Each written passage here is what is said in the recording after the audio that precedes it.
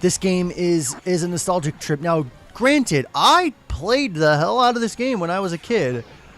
This was definitely one of my first games ever played. Not ever played.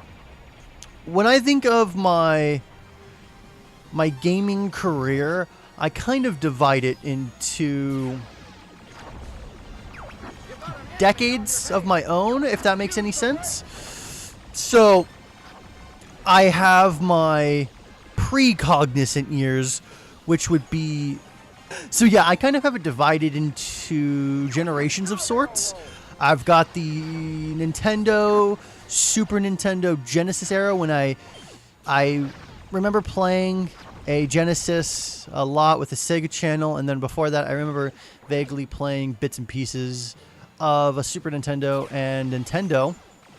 And then there's kind of like the more cognizant age, where I'm getting game mechanics and game series, and I'm starting to follow it and love it as a major hobby. And that would be when I got my N64. And then obviously, you know, the next year or the year after that, I got the PS1. So that was really like my true kickoff. So when I say that this is like really like my first gaming experiences, yeah, I had gaming experiences on previous consoles, but they were nowhere near as impactful as when I got my N64.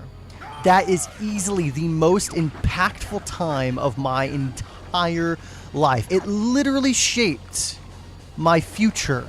Then there was this is starting to become more of a hobby when I started to get into middle school and high school. But I mean, when I was in high school, guys, you have to remember, YouTube wasn't really a thing. I didn't do YouTube until I was graduated from high school. So I wanted to do something with video games. And once I started getting internet, I started reading sites like IGN, and I started reading more blogs and news and stuff like that. I started to become ingrained in forums in the gaming culture. When I was in middle school or high school, I never thought that gaming could be a career.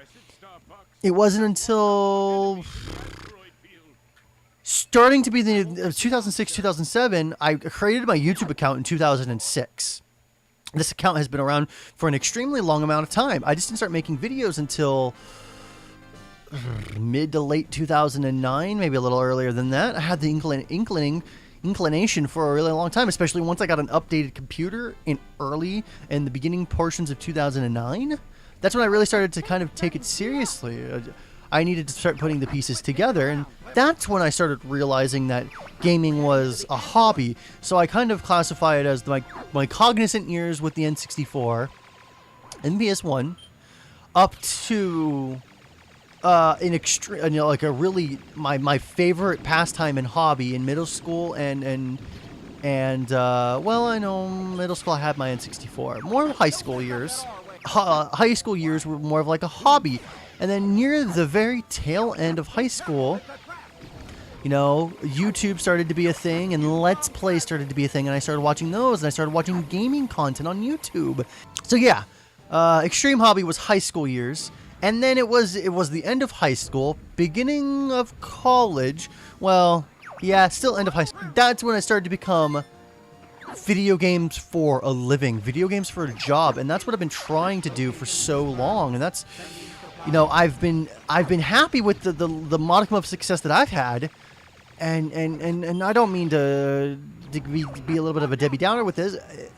It has not been a huge success compared to other Let's Players who started after me and who are exponentially bigger than I am. But the thing is no matter how many subscribers I have, I love what I do, and it's just recently that I've, you know, the past year that I've really tried really hard to push this as an actual job, as more than a hobby, something to get paid for, and do this to love what I do, whether it's through IGN or Rooster Teeth or through YouTube. Those have been avenues that I've been extremely serious about considering. I've applied to IGN like 4 times now. No joke. So this is 100% what I want to do with my life. video games, developing them, playing them, reviewing them, doing crazy shit with them, doing live action with them, doing lots of stuff with them. This is everything about video games. This is what I want to do.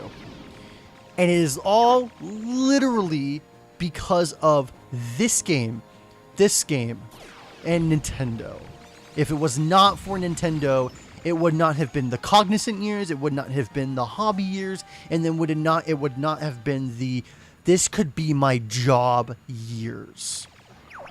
That may be stretching it to some of you guys, but really that is Nintendo is at the forefront, the reason why I do this and the reason why I love games. Mario 64, Bomberman 64, Star Fox 64. Those are the top 3 games of why I do what I do now and why I wanted to do it in the first place and why that this is something that I will never ever forget. This is something that people, you know, get a real job, scoff at me at, and they don't understand why I try so hard for this to be a reality. And I'm so glad that Christina, of all people, gets this, because otherwise I would be in a relationship with somebody who doesn't believe in the things that I do, and she does. She's probably my #1 supporter in all of this, and even Nintendo has brought us together. She loves Pokemon. She wouldn't be a gamer if it wasn't for Pokemon. She wouldn't be a gamer if it wasn't for Nintendo. So in another odd way, Nintendo also shaped my relationship. We met each other on Twitch, of all places, watching somebody play Nintendo games. Nintendo has 100% shaped my life forever. I will live till I'm 90 and I will still love Nintendo. Even if they don't exist anymore, I will still love video games. I love these. I love the experiences. I love that it can teach you love. It can teach you happiness. It can teach you sorrow. It can teach you compassion. It can teach you how to read, for Christ's sake. Better hand-eye coordination. You have a 15% better gray matter in your brain. You think more logically. You think things through, especially somebody who plays a lot of RPGs like myself. This is something that this is something that's never going away, and this is something that has touched mine and millions of people's lives, and it will continue to touch our lives until we are dead. And it's literally all because of a Japanese company starting out making Hanafuda cards named Nintendo. And now they've been around for 125 years. And that's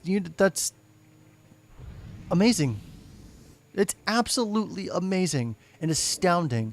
No TV shows or movies have ever moved me the way that video games have, and specifically Nintendo video games. And that's why I'm making this series, and that's why that this is such a passion project for me. I think that this is really where, in my mind, I had my channel redesigned a few months back, started some new LPs, and I starting to get into a rhythm of recording more often. I started saying, forget the depression. I'm just going to move through all that bullshit, go straight through the depression, and just start making content that I liked and loved. And I will never, ever, ever not be a gamer.